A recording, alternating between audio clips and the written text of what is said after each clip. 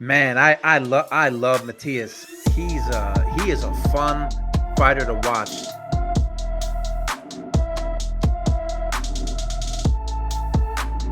Muy buenas tardes, muy buenos días, mi gente. Saludos, gracias a todos los que se conectan a Auténtico Boxing. Y hoy tengo un invitado especial. Su nombre es George Jakovich. Él ha trabajado en distintas compañías y es un conocedor del boxeo. Lo pueden haber visto por su trabajo en HBO, su trabajo en ProBox y en mucho tiempo más que ha pasado en el boxeo. La entrevista va a ser en inglés, pero yo le voy a colocar los subtítulos para que ustedes puedan entenderme. Hi, George. Thank you for accepting this invite, and thanks for being here with me. Absolutely. Listen, I love talking boxing, and when you reached out to me, I couldn't wait to talk to you. So I'm glad to be here. Yeah, thank you, George. Well, George, first, because I know that you do your content in English, can you make a little bit of a brief explanation of the work that you have done in the boxing world, so the people in Spanish that doesn't know you get to know you and your work? Sure, and I'll make it quick. But I grew up loving boxing. I literally Sugar Ray Leonard was the best fighter in the world when I was a kid. I wanted to be a fighter. It didn't happen. I was lucky enough to be a producer at HBO Sports for over 15 years and working in boxing. And I literally I got to travel the world and tell fighter stories. I've been to Puerto Rico a few times with Miguel Cotto, and since then, recently I was on Pro Box TV, and I got to host boxing shows every single day with former fighters and Hall of Famers. So I'm at my heart, I'm just a boxing fan who's been lucky enough to make a career out of this and been able to tell stories and talk boxing. And now today, you and I are talking boxing, and I love it. Yeah, it's amazing, George, because you tell me that story, and that's how I see this thing. I'm just a fan. I was an amateur boxer, but honestly, I just love the sport. And recently, in the past couple years, I felt like with the young people, especially, the boxing world has been like losing popularity. We have now the UFC is big. We have so many other things happening, and I felt like, it's not like I'm going to change the world or bring back boxing or anything like that, but I felt like boxing needs this kind of cover of press, just to speak, Right. because the young people, I think, that need boxing content to get in love with the sport again. How do you feel it's the boxing world right now, comparing it with any other decades that you've been around? Well, it's different. It's different, but boxing, it seems to go through different stages. Sometimes it's strong, then it seems to be weak, and then it gets strong again. If you look at today, it's a different landscape than when I was a kid, and even 10 years ago when HBO and Showtime were around. They're gone, and everything is new. It's streaming, it's digital platforms, and that's how it is. But I look at the state of boxing. It's very easy to be negative because boxing usually does the wrong thing. It usually doesn't do the right thing. But soon we're going to have a unified heavyweight champion. Very soon, the two best 175 pounders in the world, Beterbiev and Bivol, are going to fight. So Canelo's got a fight coming up. So boxing, I think, is in a good place. It can always be better, but you have to pick a side because there's so many people that just harp on the negativity, and there is a lot to harp on. But I think it's in a good state, but there's always room for improvement. It's just a different world now. Everything is streaming. It is not. When I grew up, boxing was on the major networks on TV, ABC, CBS, NBC, and boxing was on every single weekend.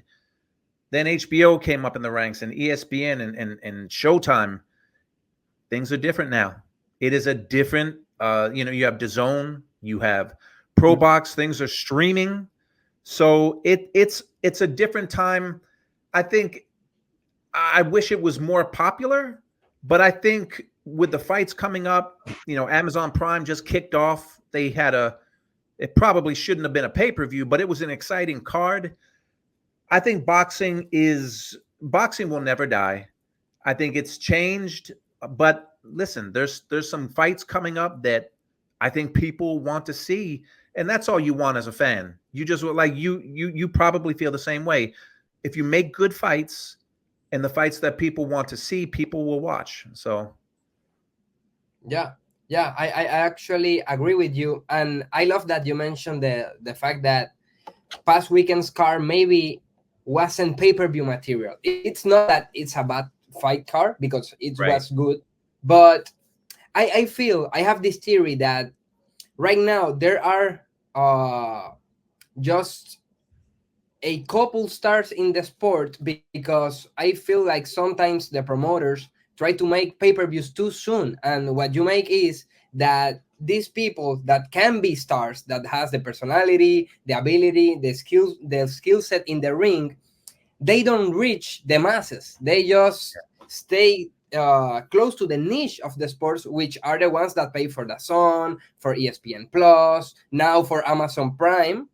But I feel like sometimes you gotta seek audience, not maybe the money too soon, because if you do pay-per-views with prospects, nobody will know them, and then you right. don't have any other pay-per-view stars because like you mentioned before, even when PBC came around the first couple years, they will do shows in open networks, and Yep. everybody can see these fighters. And then when you have two nice guys that can make a pay-per-view card, you have two real stars. But right now I feel like, these pay-per-views that we're seeing are too expensive, for one, and number two, most of these guys are not really stars in the mainstream, if you know Right. what I mean.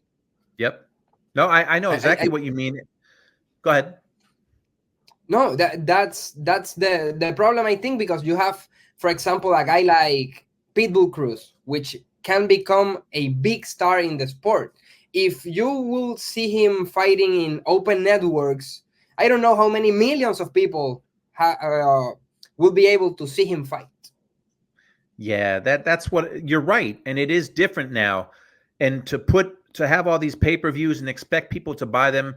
The thing with pay-per-views though, I'm not a business person. I don't understand how they make money because it's so easy to get a stream of a pay-per-view without paying for it. It's so easy to pirate pay-per-views now.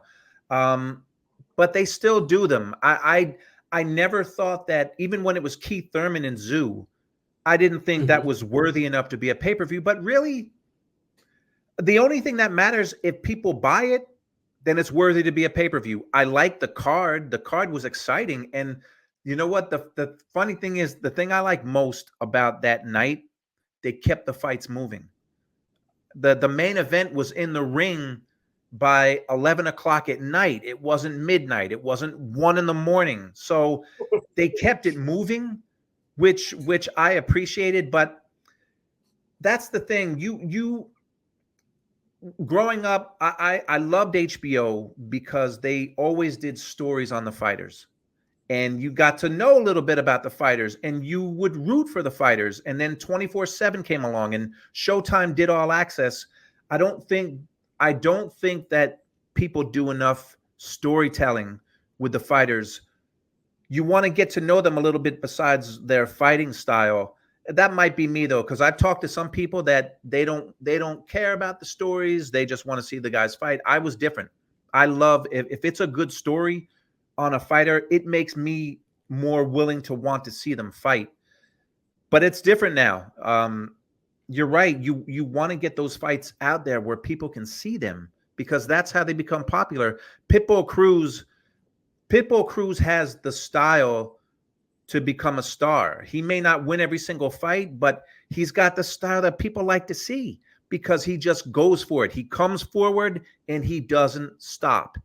So his style is one that you want to see. So I hope that it's funny because a lot of people who don't follow the sport, they don't even realize boxing's still around, but it is, and it's not going away. I just wish that there was a better way to market it to people, like you were saying, so people knew who these fighters were. But really, it still comes down to making the fights. Make the fights that people want. Pitbull has made 140 an even better division. I want to see him fight all those guys in there. Devin Haney, Subriel Matias, which that's really the fight I want to see. I want to see him and Matias is the fight. But you have to get into the politics, and this is what I hate. Matias left PBC, and I don't know if that fight is going to happen. But make the fights that people want to see, and people will watch. Of course, yeah, I agree with you 100%. And the stories, to me, I agree with you. It's the one thing that people remember of a fighter. For example, when you have a guy like Subriel Matias, which is from here, from Puerto Rico, Yep. everybody talks about him because sadly he had the situation with Dadashev. But that Right. is part of his story. People remember him for that. Or when he went to prison, people remember that. And they maybe don't know everything about him. They're not boxing experts, but they're interested because they want to see him develop and became a different person from the one that they heard about. You know, when you have a guy like, for example, Mike Tyson, who was explosive in the ring and outside the ring, all the stories, the paparazzi stuff, the scandals, everything makes up for a good story. And I agree with you. That's why I have so much memories watching HBO boxing with my dad the Saturday nights, because when I was boxing like an amateur boxer, I was crazy about HBO.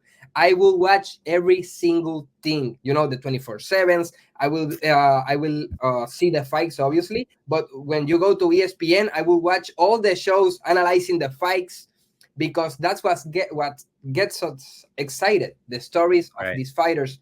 So I agree with you 100%.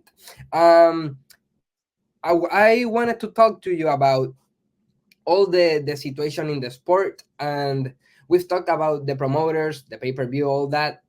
What do you think about the organisms, you know, the championship belts, all these situations? I know that it's a big topic, but if you can, you know, make a statement of what you think about them, how do you feel they are working? I think that they're about making money only. That's what they're about. They're a business. The purpose of a business is to make money, and that's what they do. They don't follow their own rules because Canelo should have been stripped. He's not going to get stripped because of WBC. They want to keep those sanctioning fees coming, and you know this, but when I explain to my friends who aren't boxing fans that a champion has to pay the organizations to defend their title. They're like, what? I said, yeah, it's sanctioning fees. Now you have interim champions, which you're not a champion if you're an interim champ. You're not a champion, but you get a belt and you pay a sanctioning fee. They're greedy businesses. I don't have any affiliation with any of them. To me, they are greedy businesses that hinder the sport. They have sets of guidelines that they don't follow, but that's what it is. When I was growing up, there was only the WBA and the WBC, and now you've got 4. It'll probably be 5 soon. I think it's ridiculous. I think the organizations are all about themselves and all about the money that they can make, and I don't really have anything positive to say about the organizations. I think they're one of the things that's wrong about boxing, but I don't think it's going to change. I agree with you, and you know what? They're greedy, but it's to me, it doesn't make sense. You know why? Because I feel like if the sports get smaller, the people lose interest, the fighters don't make the same kind of money, so your sanctioning fees are going to be less. If Right. you damage the sport because you want to make money now, you won't make money tomorrow, because there's going to be a point where fighters, Ryan Garcia said it a couple of months back, now he's fighting for a world title, but he said that he doesn't need any titles. And you know what? he may be right, because we know that for honor, for the glory of the sport, you need the titles to prove that you're Right. the best. But let's be honest, most people doesn't know even who the champions are. The people think, for example, like Ryan Garcia, he's popular, so they assume he's a champion, but he hasn't been. And we know that because we're part of the sport in our own way. But many people doesn't know who is the champion. They don't understand why you have four champions in one division, and then you can have two champions of the same organization in the Right. same division. it's Yeah. it's it's stupid, because if you want to make money, you gotta be you gotta think in tomorrow, not just today. No, you're right. You're 100% right. And I forgot about that. It's the WBA that has like the regular champion and the world champion. Mm-hmm. So it all it is a way to make more money. That's all it is. It is just a way to make more money. And again, you talk about money. Canelo's got like a $35 million guarantee, like the lowest amount he'll take for a fight. Of course, they're not going to strip him because they get a certain percentage of that money. So I'm with you. I think it's bad for boxing and it's confusing. You ever try to explain boxing to your friends that aren't big boxing fans? They probably look at you like, wait, what? What do you mean there's two champions in one organization? What do you mean there's four champions? Why don't these guys fight each other? You try to explain it to a sports fan and you sound really stupid. But that's what the Mm-hmm. sport is. It's hard to follow who's a champion, who's a regular, just having to explain what you just brought up, that there can be two champions in one organization. Well, what's a world champion? What's a regular? What's a super champion? It's confusing and it doesn't make sense. And I don't think it's going to change because they're making money. And that's what they want to keep doing. They want to keep making money. So, and boxing fans suffer because of it. Yeah, yeah, I agree with you. I think that maybe, one day we will just have to accept the fact that we get the fights even if the championship is not in the line. In sometimes, for example, we have so many fights that can be made with or without the title. So maybe the best thing we can hope for is that they make the fights even if none of the two fighters is the champion. You know what I mean? Yeah. Yeah. Well, like you said, Ryan Garcia, he's got 10 million followers on social media. So he's super popular, but he's never been a champion. He's never even fought for a championship. He probably will never be a champion. So he's made a lot of money. And I don't listen, any fighter that can make money, because this is so. How many stories are there of fighters who are broke, like great fighters? And think like Puerto Rico, Wilfred Benitez, who was one Mm-hmm. of the greatest fighters I ever saw fight. And now he's got 24-hour care. He has no money. So it's a brutal sport. So if these fighters can make money, I'm all for it. But at some point, act like you care about being a champion, because Ryan Garcia, when it's said and done, if he never wins a title, his family will be set with money. He'll be set with money. But in the sport, he'll never have that honor. He'll never go down as a guy who, I remember when he won his title against this guy and he won a belt again. He'll be a guy who was an entertainer and he made a lot of money, but he lost his biggest fights. But I mean, we'll see. His script is still to be written. Mm-hmm. So I don't blame these guys, these men and women, for making money, because it's a brutal sport. Getting punched in your head is Mm-hmm. brutal. So, but I mean, being a champion, I know it means something to almost every fighter. Ryan Garcia, one day he'll say it matters.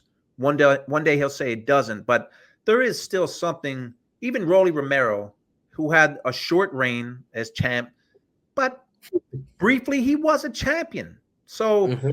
I think, to me as a fan, it means something. And I think most fighters will say that it means something to them to be a champion. Of course. Yeah, I agree with you 100%. I think that, well, if the fighter themselves doesn't see the importance of on a championship belt, sometimes it's like, well, why do I bother even brought it up or talking about it? Because if they don't care, I shouldn't care either. But you know what's sad to me, and I thought of this as you were speaking. You got a guy like, for example, to me, Canelo Alvarez is a legend. You know, he's done so much for the Absolutely. sport, for himself. I will never say he's a coward or anything like that, because he's not. He's fought great champions. But there is a point in which Canelo Alvarez will retire, I don't know, maybe 2 3 years to the max. I think sooner, but he will retire one day, and he have made a lot of money, more money than he needs. But to me, there's a point in where, if you one day cared about the sport when you were, you know, a teenager, and you were coming to the gym, you loved the sport. So you know that one day when you leave, you can't take everything with you and left the sport with anything. You know what I'm trying to Yep. say with, Yep. when you gotta give back. That's what I think. At some point, you gotta give back, because you're set for life, and that's amazing. And you put your health, your life on the line, and I admire you. I respect you. That's why we do what we do, because we love the fighters, and we want to see them be good, be safe, like Andre Ward, who retired with all his faculties. Yep. But at some point, I think that you have to give back, because there's another kid who is watching you, who wants to do what you did. I agree. Like you bring up Canelo, it's funny, man. There's so many Canelo fans out there that if you say one thing against Canelo, they call you a hater. No, it's not being a hater. I think Canelo has. You look at his career; he's a Hall of Famer. Mhm. He's one of the greatest fighters ever. His career is remarkable. I don't think he's afraid of any fighter. I don't think he's afraid of David Benavidez. It's very clear he is ducking David Benavidez. It's very clear to my eyes that he doesn't want to fight David Benavidez, because Benavidez has been the mandatory or close to being the mandatory for a few years now. Canelo doesn't want to fight the best fighter in the division. It's clear. Now, some people say, oh, Canelo can do whatever he wants because look at his legacy. No, when you have titles and you're a champion, you have an obligation to defend your titles. That's all it is. It's not that I love Canelo, but give up the belts and go fight Jake Paul. If you want to do whatever you want to do, go do that. Don't call yourself a champion and you want to keep all the belts, but you don't want to fight the best guy in the division, and that's David Benavidez under Canelo. Because I think Benavidez wins that fight, but I could Mhm. see Canelo beating him. But that's why I want to see it. I just want to see them fight. I don't care who wins, but Canelo, and again, his fans will say he can do whatever he wants. No, not with the titles you can't, because you're supposed to fight the top guys. But we talked about the organizations before. They don't make them fight the top fights. Like I think Suleiman said, I don't know. I don't. It's not even worth getting into. But he said he would strip Canelo if he didn't fight Benavidez by a certain date. Listen, Canelo, when he passes away, I think he'll still have a WBC belt somehow. He'll still be a WBC champion somehow because Mhm. they just want him to have a title. So I don't think Canelo's scared of Benavidez. But if you want to hold on to all those belts, fight David Benavidez. It's the fight. Like, don't say I want 150 million. That's just saying I don't want to fight him. That's saying I don't want to fight this guy. Give me other guys to fight that I can make 35, 40 million with. I don't want to fight this guy. That's the message he's sending out. Not that he's scared, but that he just doesn't want to fight him. And I think it's a bad thing for boxing, as much as I love Canelo, because it's an event every time he fights. Mhm. But if you do a poll of who do you want to see Canelo fight next, I guarantee you most polls will David Benavidez will be at the top of the list for guys for Canelo to fight. I just don't think it's going to happen. Mhm. I agree with you 100%, because you know, like you said, and I said this too. If you have the titles, you have to defend them. If you Yeah. don't want to fight the ranked guys, that's okay. Yep. You can fight anyone. Nobody's asking Jake Paul to fight Canelo or any cruiserweight ranked fighter, because he doesn't have a belt. But Right. if you have this belt, You are an ambassador of the sport. You must represent what a true champion is, and a true champion defends his belt against the best guys available. That's the whole point of this. If not, you gotta let go the belts and do whatever you want, because I don't think Avni Yildirim was waiting for more time than Benavidez is waiting, and he Right. got his shot at Canelo, Right. and he didn't make any money near the money that Canelo can make with a David Benavidez. So I agree with you 100%, and I like this topic because this brings us to the next topic, which is we have guys, two guys and 168 pounds, that are Benavidez and Morel. Do you think these two guys, obviously you have answer for Benavidez, what do you think of Morel? Do you think he's been avoided? How do you see him? I mean, Morel has 10 fights, I think, right? Isn't he 10-0? He's got Yeah. so I mean, he's got the big background in the amateurs. Um he seems to be a guy that well, look, Canelo's the champion. Mm-hmm. So Canelo doesn't seem to be in a rush to fight Morel either. Mm-hmm. So is he avoided? I don't know. He you know, they people talk about the eye test. He seems like he's got everything, speed and power, flash. He seems like he has everything. But he's only got 10 fights. So, you know, and I know they moved him quickly, very fast. It just doesn't seem like people are beating down his door to fight him. You know, there's not a line of people like when Arturo Gatti was fighting, everybody wanted to fight him because they knew they were going to make money, and Gotti was always in a war.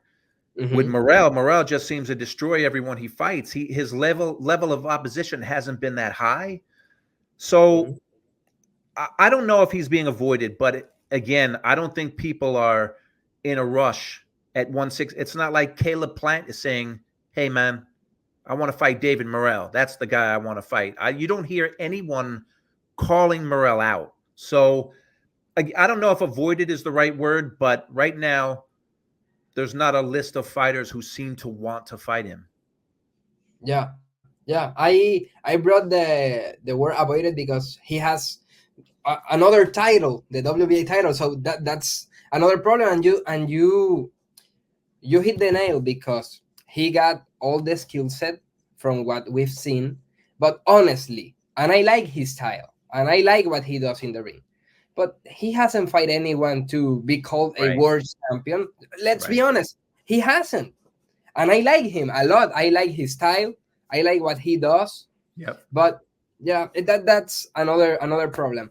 The case of, and this is my countryman Subriel Matias. It's interesting because I gotta be honest. I've spoken with Subriel and about Subriel, and I've always mentioned him among the best. But I'm not blind. So I know he has some tough fights and 140. I think he can beat anyone. I think he has the style that can beat anyone. But when you have a Devin Haney, when you have a Teofimo Lopez, with their styles, and even a Pitbull Cruz, that are some hard fights. I think he Yeah. can beat them. But I know that they have the abilities to make a great fight. Do you think he is being avoided? Man, I love Matias. He is a fun fighter to watch, and the way he destroyed Ergashev in their fight. Yeah. I mean, I had a lot of conversations with Chris Algieri and Paulie Malignaggi about him, Mhm. and Chris especially. He feels that his defense isn't good enough to beat the Mhm. top guys. He thinks like defensively he's got issues. Look, Chris Algieri is a former champ, so I'm not going to dispute what he says. But we've seen guys with bad defense win titles before, and I'm not saying his defense is bad. Mhm. Mhm. I want to see Matias fight any of those guys at 140. If he's so easy to beat, and I'm not saying Chris is saying this, but if people like Teofimo Lopez sounded off on him and said that guy's easy, man, like he's okay, fight him then. Fight Mhm. him. My fear is that you got you have Matias, Devin Haney, Teofimo, Shakur's at 135. You Mhm. have all these Devin Haney, you have all these fighters around the same weight class. My fear is they're never going to fight each other. Throw in Tank Davis too. So far, we're almost halfway through 2024. Not one of those elite guys has fought each other. And Mhm. I think that's the problem with the sport. There's too many guys that haven't lost, even though Matias has a loss. Mhm. There's too many guys that have not that are unbeaten, and they're unbeaten because they're not fighting all the best fighters. Back in the day, the Four Kings, Leonard and Hearns and Hagler and Duran, those guys all fought each other. None of those guys was unbeaten because they all fought each other and they fought other great fighters. These guys don't seem to want to do it. Subriel is another one of those guys. People can talk. Yeah, his defense isn't good. I don't see anybody offering him contracts if he's so easy to beat. Mhm. Teofimo, and I love Teofimo. If Teofimo is, by the way, he's fighting Steve Claggett next. Come on, man. I mean, really? So no one. I don't want to see that fight. That fight does nothing for me. I'm going to watch it, but I Mhm. don't. It does nothing for me. Fight, fight Subriel. Fight him. I want to see Pitbull. The Pitbull Cruz and Subriel seems to be a match made in heaven. Yeah. That's the problem, man. These guys don't. No, I don't think any of these guys is afraid of each other. They're not afraid. They're not scared. But you have different promoters in different networks, and it's the same old story. Uh, man, Subriel Matias is whew, I want to see him fight, and I want to see him. There's so many good guys. Even the guys I met, like Gary Antoine Russell and Richardson Hitchens, Barboza. There's so many good fighters at 140. Yeah. I want to see, and with him, I think he could. I think he could beat all of those guys. Mhm. But if they don't fight, you're never going to know. So Mhm. I love Yeah. his style though, man. I love oh man. And you've got to talk to him. So does he feel that he's avoided? Well, when I spoke with him, he told me I spoke with him before the Ergashev fight, like a week out of the fight, something like that. And he told me that he doesn't feel like he's been avoided. He was honest. He thought that they were seeing him as high risk, low reward. Right. That's what he told me. He spoke about business. He told me that he thought that they didn't see him as a good business move for them. And I agree with him. I agree with him. Yeah, but that's the problem. It's the business of the sport. It's all about, oh, you're right. That's the perfect way that he described it. High risk, low reward.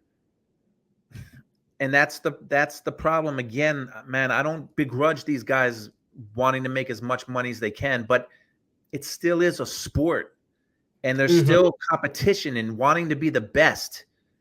Yeah. And again, if these guys don't, and if we go through 2024 and Haney and Teofimo and Matias and Pitbull and all those guys, Shakur and Tank, if none of them has fought each other, I think that's bad for the sport, and it's a bad look on the sport.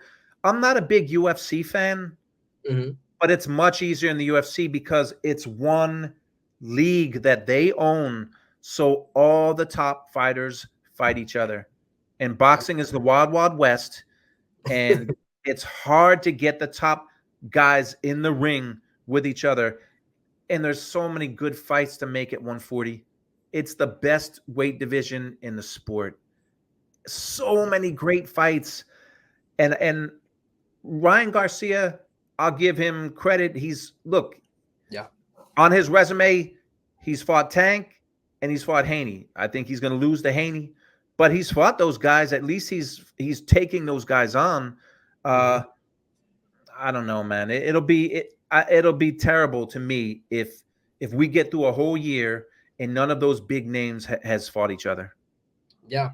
I agree with you 100%. I think that I'm not going to say that it's my favorite fighter from the 140 division, but I think that if one of them it's ready to face Matias, it's Haney. I think that Haney, with the kind of moves that he has been doing, I think that if he beats Ryan, like I expect him to do, and Matias beats Paro, which is a good, interesting fight, It you is. know, It is. we have Yep. to see that fight because Paro it's a dangerous guy.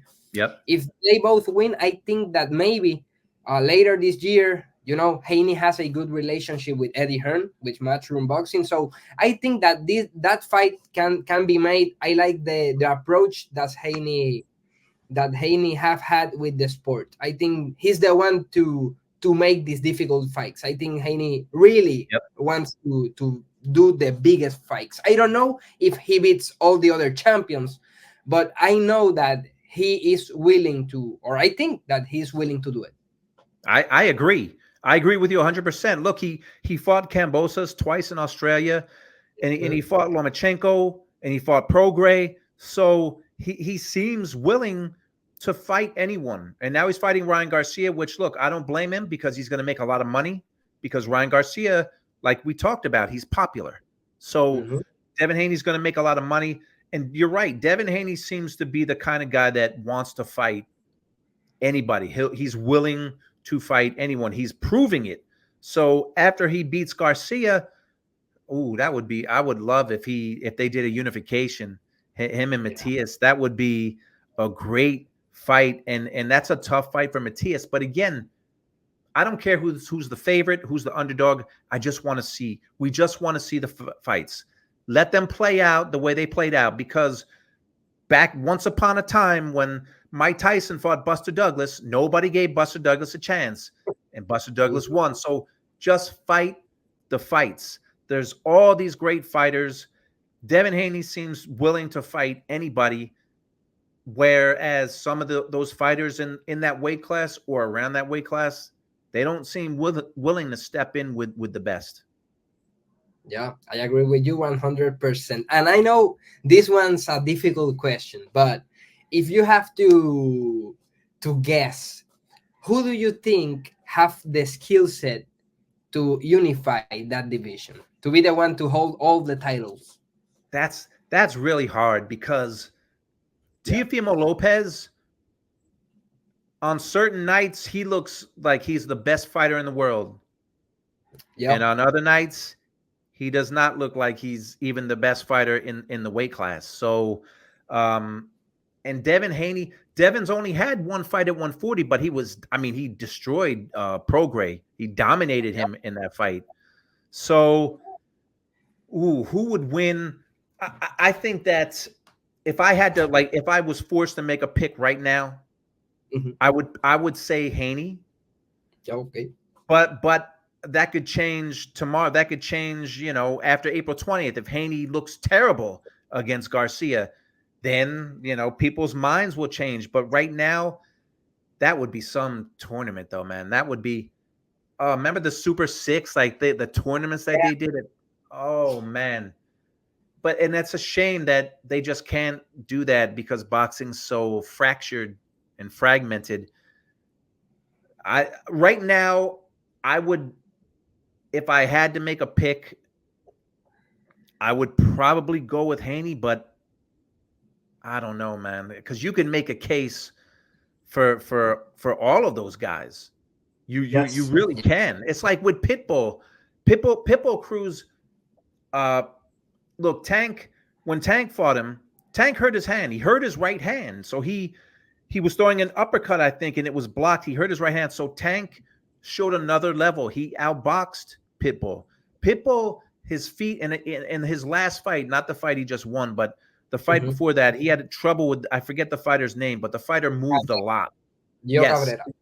yes, he had a hard time. So I think Cruz can be outboxed. He's got slow feet, Mhm. but I still want to see him fight. I still want to Yeah. see him fight all those guys. So you can make a case for any of them. Right now, I would probably say Haney, but if Teofimo had looked spectacular against Jermaine Ortiz, Mhm. I probably would have said Teofimo. Mhm. Now, but like I said, if Haney doesn't look good against Ryan and Matias looks sensational, maybe it swings to him. But that's the beauty of it. Yeah. That's the beauty, because you just, no matter who you think is going to win, you know you're going to be entertained and you're going to see some great fights. And that's all you want. That's all you want to see as a fan. You just want to see the best fighters fight each other. And I hope that, look, I hope that we get at least one fight. And I want more. I'm greedy, but Mhm. can we get at least one fight in 2024 with those, just the four champions? There's a lot of other names. Can we get one fight between those guys? I don't know, man. I hope it happens, but we'll see. Yeah, I agree with you. I think that that division to me is perfect because every champion has his own style. Even Pitbull and Subriel, that are the ones too similar, they don't fight the same. You have Right. Pitbull comes from wide angles and he comes straight forward, while Matias likes to keep his hands here and Yep. get close to the body. So it's an amazing division. I agree with you 100%. And you know what I think it's going to be a bad news soon for the division. And this is a wild guess, okay? I don't have any information, but I think that if Gervonta beats Frank Martin, I think he's the one that's going to face Pitbull later this year. I think that's the rematch. It's possible, and I love the style of Tank. I know he can beat anybody because he has the IQ and the power. Because everyone thinks that he just has power, but no, he's a great boxer too. Yeah, He he can is. box, he can move, he has a great skill set. But honestly, if he comes up to 140, we will never see him fight Haney or Teofimo or Subriel Matias. So to me, that's kind of sad because to me, he has the style to beat anyone in the world, anyone. But if he comes and faces Pitbull and he takes the title, to me, it's bad news for for the division. I gotta be honest. I I this is where people, like, some people are going to say, "Oh, you're a hater. You're a Davis hater." No, you're speaking factually, because look at Mhm. Tank's record. Yeah. Look at his record. He's not fighting elite fighters. He's beating everyone they put in front of him. He only fought Pitbull Cruz because that was supposed to be Rolly Romero's fight. And Romero had those charges against him. So they pulled him from the fight. They had to save the card. So they stuck in Pitbull. No one knew Pitbull was going to be as tough as he was. And yes, Tank showed levels to his game because he boxed. He was hurt and he boxed Pitbull. But he's not stepping in the ring with these elite fighters. Mhm. He just isn't doing it. You, like, look at his record. Like, people who disagree, go on BoxRec and look at his record and see who he's fought. He's not fighting these big names. He hasn't fought Lomachenko. He hasn't fought Shakur. He hasn't fought any of those guys. So yeah, I think the guy he would be willing to fight would be Pitbull because he's beat him before. Mhm. Uh yeah, that again, that's one of the problems. That's one of the problems Mhm. in the sport, where guys just don't seem willing to fight. Some guys don't seem willing to fight each other. And as great as Tank is, maybe they feel like he makes so much money, I guess, that he doesn't need to fight these guys. He can pick and choose who he wants to fight. And we're hearing it's Frank Martin next, which is a good fight. Frank Martin he's a good fighter. I think Tank is going to beat him. Tank's a Mhm. better fighter than him. Um, and then maybe he moves up, because Tank did win a belt at 140 before, Yeah. uh, Yeah. and then moved back down. So, and he fought Ryan at 136, which made no sense. Uh, it just made no, it made no, it, that's one of the stupid things about boxing. It just made no sense. 136. So you might be right about that if he moves up, then we won't see those mega fights. But look, take him out of the mix, you still have all these other names, and hopefully they'll fight each other. They'll save the day, because I mean, boxing fans want, and it's not even being greedy. We want to see good fights. In every other sport, the best teams play each other. Every single other sport, everyone, the best teams, the best players play each other, except boxing. Mm-hmm. Yeah, yeah, it's sad. It's sad, and like I said before, it's not a knock on his talent because Right. to me, he can beat anyone. He's a Yep. great fighter. I love his Great. style. I love breaking down the Gervonta fights because he's so smart and he does things well. But it's a fact. It's a fact. He hasn't faced the best opposition, and he's 29 years old, so we may never see him against the top opposition, and that's Yeah, and sad. He has the talent. that's very sad. He might go through his career unbeaten, but Mhm, never really had the fights, never fought all the best fighters in his era and had those memorable mhm, fights. Like, there's always fighters, no matter how great they are, there's always people out there who say, oh, he ducked this guy, he ducked that guy. Like Floyd Mayweather, to me, fought everyone. Yes, it was different at the end of his career, but he still fought almost everyone. But people say, oh, he didn't fight Thurman, he didn't. But but with a guy like Tank, who's 29, he's in his prime, and he's just a special. He seems like he's a special fighter. yes. And when you fight other special fighters, that's where you make those moments, and that's where you're remembered forever. I don't know though. I go back and forth because as a fan, like you think about, like there's fighters on my wall. I got Sugar Ray Leonard on my wall, and Mike Tyson, and all these fighters who had these moments that you'll never forget. Mhm. For Tank, what's the like the special moment, the special fight he had? There isn't one. He's Yeah. unbeaten, but and Mhm, it doesn't even have to be a war. It could be just, maybe it's Pitbull, but Pitbull at the time wasn't like the big. He's a bigger star now than he was then. mhm. I just want to see Tank fight other great fighters. That's all. It's simple. Like make great fights, and people will watch them. Period. Mhm.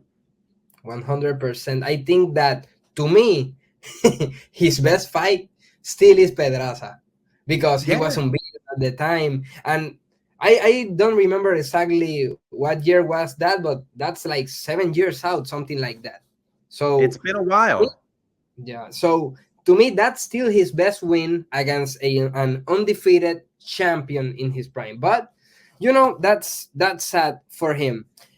George, the last topic that I have here in my list for today, it's one that's a little bit controversial for some people, and it's Saudi Arabia. The thing that they're doing, the fights that they're making.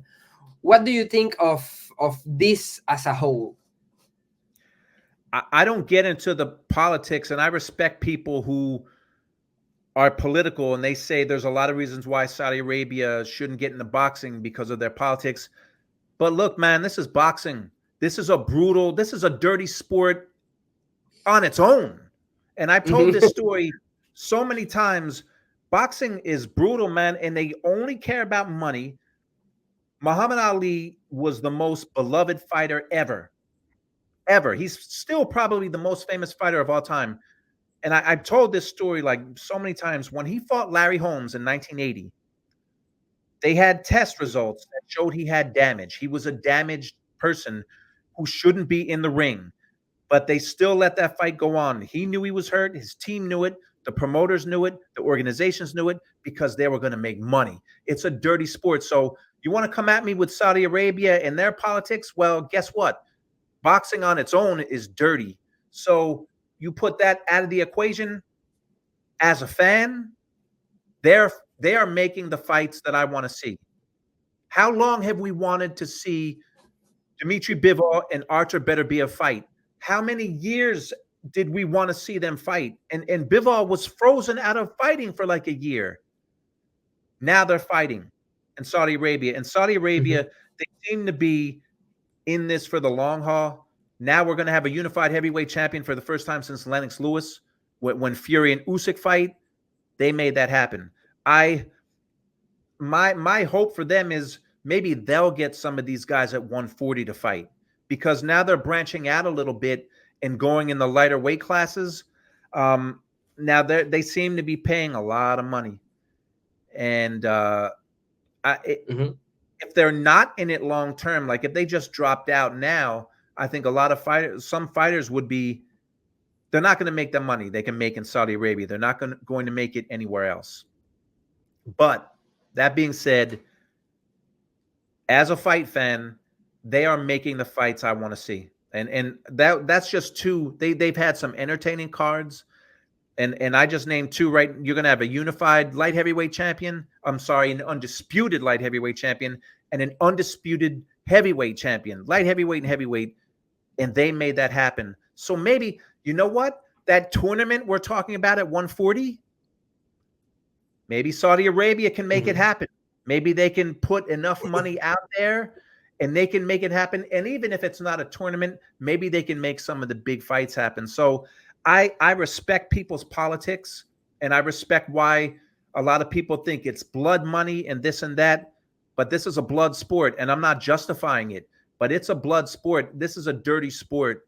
But as a fan, you want to see, we keep talking about the same thing, the best fighting the best. And Saudi Arabia, they seem to be about that, having the best fighters fight. So as a fan, I'm all for it. If it's not your thing, and if it turns some people off, I get it. But boxing fans, we're different. We're people who know boxing. This is different, man. It's a blood sport, and it's dirty all on its own. So if they can make good fights, make them. I'm going to watch.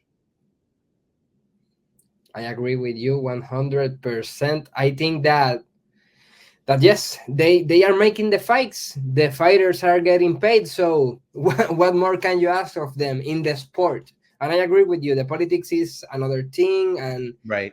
Everyone has their own opinion. But in terms of boxing, which is what we talk about, I think it's great. I think they're making the fights, like you said. You said it. They're making the fights. The people are watching, and that's the important thing right now. Well, George, I've really enjoyed this conversation. I hope it's not the last. Tell all the people where they can find you and your content. Go to YouTube, One Round with George. I do some live shows. I put some pieces together, and it's just boxing talk. So listen, you and I, anytime you want to talk boxing, I'm here, because I like your points of view. And man, I got to get back to Puerto Rico, by the way. I think I told you off air. I was there. The last time I was there was for a Miguel Cotto fight. I forget who he fought, but I was there in his camp before he fought Margarito the first time. And I got to be in his camp for about a week when he was training. And yeah, there's that. I mean, maybe we can get into the whole Puerto Rico and Mexico rivalry. I mean, all of that. So I enjoy talking to you, and I want to do this again. Thank you, George. Bueno, mi gente, ahí lo tienen. Él es George Jakovich. Todo el mundo a seguirlo. Saben que es un conocedor del deporte. Así que ya saben, mi gente, esto fue Auténtico Boxing.